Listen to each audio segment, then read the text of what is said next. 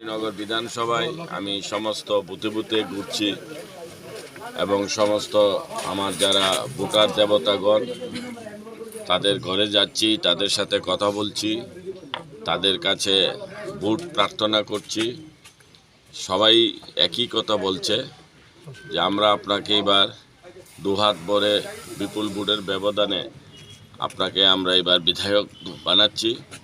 অর্থাৎ কার্যকর্তাদের যে তাদের যে কাজকর্মের যে উৎসাহিত এবং তারা যেভাবে এলাকায় ঘুরছে। বিজেপি সরকার গড়ুন, পদ্মচিহ্নে ভোট দিন, প্রমোদ রিয়াংকে জিতিয়ে দিন।